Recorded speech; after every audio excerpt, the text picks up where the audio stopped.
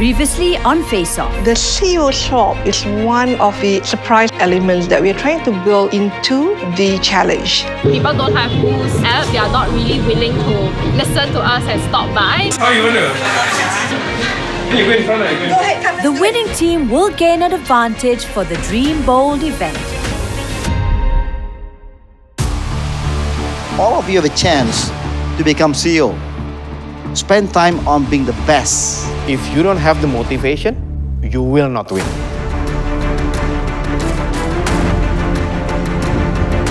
The harder the battle, the greater the leader. It takes guts to take responsibility. We just go to the one downstairs, yeah? We start at the top. Oh no!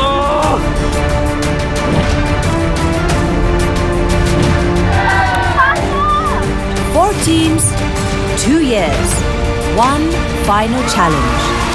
This is FACEOFF Season 2. Ever wonder what it's like to build your idea from the ground up?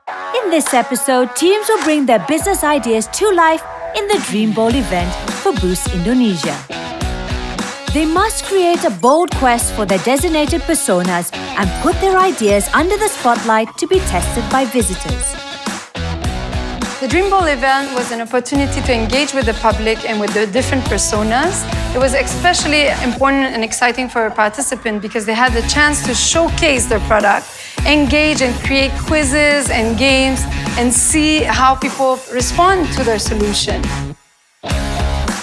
So the idea is to make one single digital festival where people, by only coming to this event, they can get a sharing session from the subject matter expert in the industry about the entrepreneur business, about the financial services and literacy, about technology, and also about the content digital.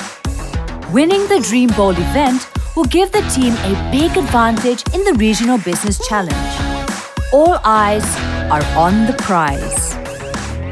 On the big day, while the teams are setting up their booth, the Krusader Squad has a booth unlike the others. Our team won the AXplorace, so we got the PA systems. Even though there was a bit of language barrier, we still try our best to pull in the crowd, and having the PA system definitely helps because of the music and our booths look interesting. And also, we have this game quest that plants at our booth. So that actually requires all the participants to come over our booth to scan and to potentially even win an iPhone 11. They probably thought they had the upper hand in attracting crowd to their booth, but what actually happened was the fact that we were positioned right beside them, and the crowd that came into their booth sort of dispersed and then came into us, and it was a win-win situation to me, I felt. Jason's team came up with an excellent concept. One is throwing the darts to acquire a target, and one is building up building blocks together as a team. Now this reflected very well on what they were doing in reality, where they were chasing their individual targets, but also working on this as an entire team. Our goal is to have fun, and how we're doing it is to basically focus on our main activity or game based on our own original life-size board game. My strategy was, let's come up with a way to explain our product in a fun and simple way and let that game do all the talking. So no presentations, you play the game, you'll understand what our product is all about. So the Boost Pay Later allows a merchant to have a credit extension. Therefore, in simple sense, you would take that something and you would pay that something at a later point in time. This in turn would teach players that they would have cash at hand. Having cash at hand allows to leverage on other opportunities. And in that essence, that game has taught many players the importance of using Boost Pay Later. Our team had set up the booth in a 3-step journey, where the first step is we first attract customers to come. And what they can do is we had a ping pong game. While it looked quite simple, it was surprisingly quite difficult to actually score it. Team Pizza! Krusader Squad! The teams also need to present their bold quest to the judges, who will make or break their ideas.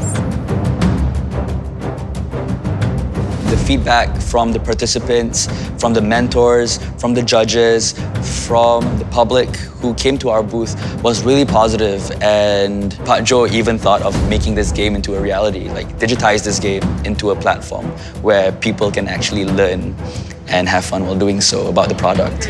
And that was one of the biggest compliments that we got. We have what we call an evaluation framework when you pilot this program in every academy. Compare what we have done, but yours is really something which is very unique and different. One thing that the video really stood out to him, it was very clear from the video, anyone, whether you're trained or untrained, qualified or not qualified, you could come in the Boost Academy and you'll be leveled up and you will learn and skill yourself up along the way by the academy itself. Yeah, I think they love it. I think they love the mini games that we set up. A lot of university kids was there, so I think what we had prepared resonated really well with them.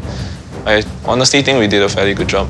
Dana and Belle gave a really good presentation on just the whole flow, the concept, and they really liked the whole Wall of Dreams part because they really get to capture and see what people really want, and we can then use that in our actual presentation, sort of push new ideas that are relevant to the people.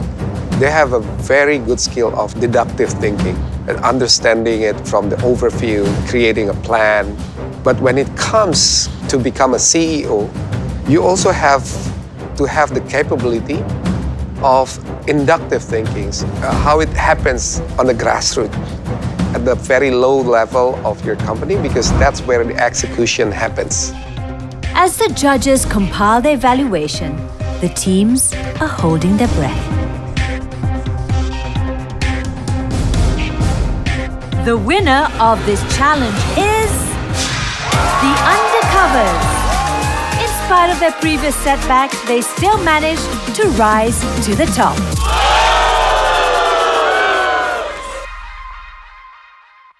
Next, in FACEOFF. They are trying to bring it out to us. Kenapa saya harus merekomendasiin orang lain? This is a very important merchant, and apparently the owner is not here.